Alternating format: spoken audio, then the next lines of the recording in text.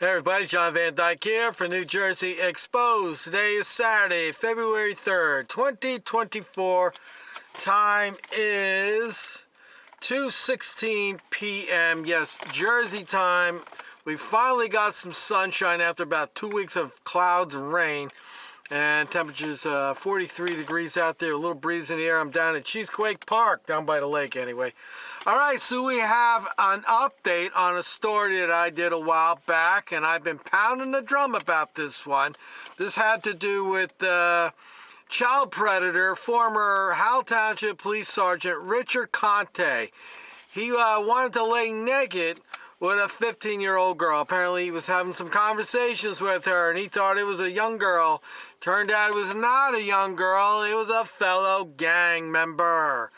And this had gone to trial. They had a mistrial. There was like no word on it. So the other day, I went and checked New Jersey courts online to see if I could find any details on it. And lo and behold, I got the details. What has happened here? Because I was afraid that this child predator was going to walk. And in some respects, he did walk. So let me read what I got right here. Okay, so the guy's name is Richard C. Conte. Here it is. I don't know if you can see any of that right there. There it is. And let's see. The original charges were lure, entice child by various means, 2C13-6A. And then he had the official misconduct, 2C30-2A. The big one was the official misconduct. And the bottom line is he made a deal. I guess after that mistrial, when the money runs out, that they start making the deals. And I got a feeling that the prosecutor's office, because they kind of botched that investigation up, I think they were just hoping to get something. And so anyway, the final charges is going to be computer crime, access, purpose, defraud, steal. Less than $5,000. Third degree. The other charges were second degrees. So I'll read you what the court says here. This is the sentencing statement, which is right there. It is therefore on August 25th, 2023, ordered and adjudged that the defendant be sentenced as follows. Count 2, amended. Defendant is sentenced to probation for a period of 18 months with the following conditions. The defendant is sentenced to the custody of the warden of the Ocean County Department of Corrections for a period of 6 days as condition of probation, and is credited with 6 days of time served. So it looks like he spent a few days in the pokey. Defendant is directed to comply with all standard conditions of probation and additional conditions of probation deemed appropriate and necessary by the probation department. Defendant shall obtain employment as directed by the supervising probation officer and maintain that employment while on probation. Well, that's going to be a problem now, isn't it? So you're going to put down you've been working for Howell Township Police Department, and you're also head of the Monmouth County SWAT Department. All of a sudden you don't have that job, and they're going to be saying, why did you leave? And he's going to have to get on there, and I guess he's going to fudge the story a little bit. He's not going to tell him that he got on the internet and thought he was talking to a 15-year-old and wanted to party with her. So I guess maybe he'll be working at some fast food place or some place where they're desperate for help, and they'll hire him and he'll be working for $15 an hour. Okay, now this is interesting here. Defendant shall continue with treatment or recommendations of Dr. Gianni Pirelli. So I remember saying something about this where the lawyers, when you get in trouble with this child crap, that they'll send you down to a psychiatrist or psychologist or counselor or something to help them work out their problems. And no doubt his lawyer probably had him do that. Defendant shall forfeit any and all public employment and shall be forever disqualified from holding any office or position of honor, trust, or profit under the state of New Jersey or any of its administrative or political subdivisions pursuant to NJSA, blah, blah, blah. Defendant is to pay monetary penalties as set forth on page 2 through the probation at a monthly rate of $25 commencing October 1st, 2023, and then by the first day of the month thereafter. So now we go to page 2, and let's see what page 2 has. Here's page 2 right there. And let's see. So he has to pay into the law enforcement officers. Let's see. He got a $50 fee here. VCCO assessment. I don't know what that is. Victims crime compensation something. I don't know.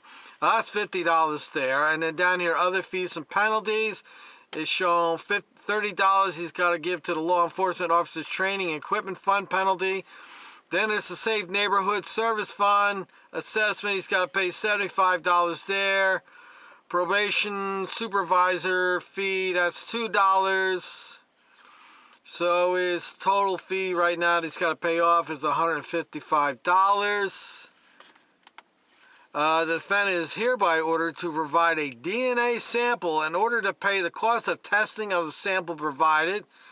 So he's got $155 plus more, but I suspect the purpose of the DNA, because he's, he had a little thing for kids, or children, minors, that they probably want to have that on file in case something happens.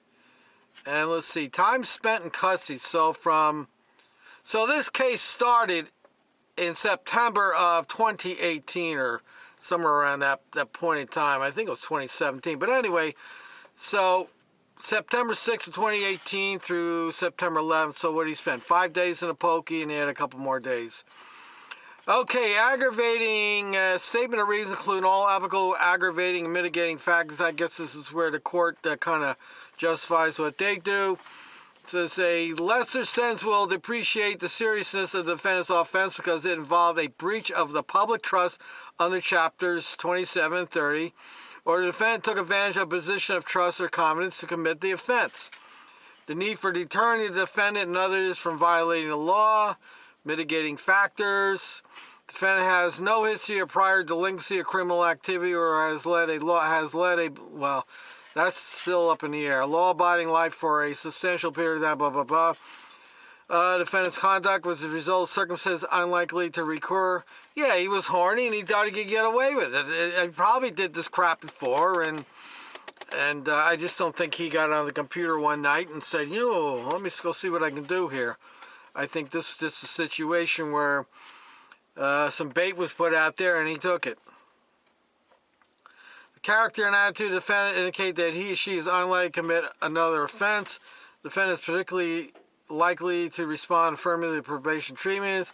The court places moderate weight on aggravating factor number 4, heavy weight on aggravating factor number 9, heavy weight on mitigating factor number 7, and moderate heavy weight on mitigating factor, blah, blah, blah. The court finds that the mitigating factors outweigh the aggravating factors. The court adopts and incorporates as part of the reasons for sentence hearing all matters set forth on the record at the time sentencing. And that's it. The judge signed off on it. So, and then what do we get? That's the last page, right? Yep. So his final charges. So here's the deal. I've said this before. I know I said it recently. These prosecutors will talk a big game. Oh, we don't tolerate this. These are people of authority and trust in the community, and they violated that trust, and we take these matters seriously, and we're going to punish them, blah, blah, blah. Here we go. Well, this guy originally got lured and enticed child by various means. Official misconduct, official function benefit. So he had 2 big charges. Official misconduct, the big one. That'll land about 5 years in jail. And these are second degrees. So it ends up being pleaded down to computer crime, access, purpose, defraud, steal. So he got in trouble for, they dropped the big stuff, the stuff that will put him in the pokey, and they dropped it down to computer crime. He's accessing the computer, blah, blah, blah.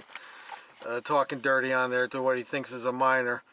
And that's what he got off on. So, take it with a grain of salt when you see these stories where the prosecutor's office, they're flapping their jaws, they don't tolerate nothing, but they always make those deals. They'll give them 5, 6 charges, and they'll wheel it all down to something easy. And So I think in the situation here, Conte knew that he was in deep shit, and it's probably wise for him to make a deal. And the deal that he got is computer crime access. So I guess that's better than getting a job. They just say, why did you get arrested for? Oh, I was on the computer trying to alert children. So at least here officially he can say computer crime access. I'm surprised they didn't try to get in on a him in on a first offenders thing.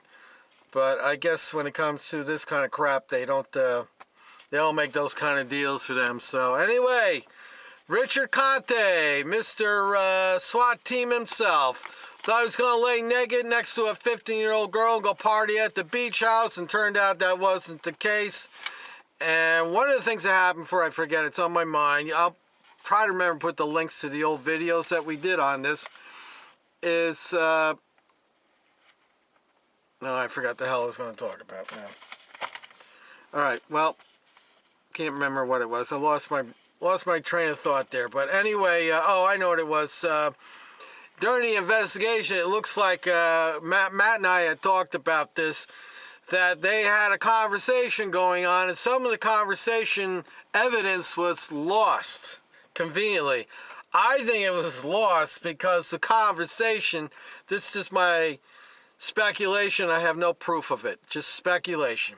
I believe that the conversation got so hot and juicy that they had to lose some of the evidence, but they had enough.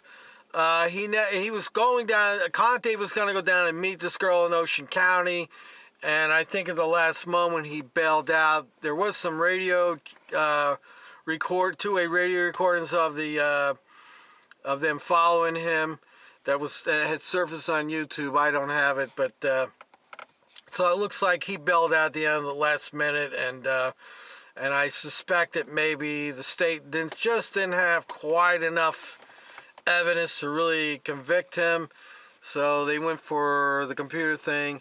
Now, my personal opinion on the matter, I think he was just a dope, okay? I think he was just being a dope. I think the little head took over. He was a little hot and horny or whatever, and he got on the computer, and he thought he died and went to heaven. And, you know, Mr. Captain Dick Johnson was at the helm. And as I always say, when Captain Dick Johnson is at the helm, he's going to steer the ship right into troubled waters. And that's the case what happened here. I think what has happened to him probably is an adequate sentence. He's lost his two jobs. His one job at Howell, he was making about $138,000, I think. And then he was probably making, I think, another $50,000 as a head of the SWAT team. So, you know, this guy is making close to $200,000. I don't know whether he was married or not. We seem to think that there was something going on there, and but we don't know for sure. And I'm sure if there was something going on, it's probably not going on anymore.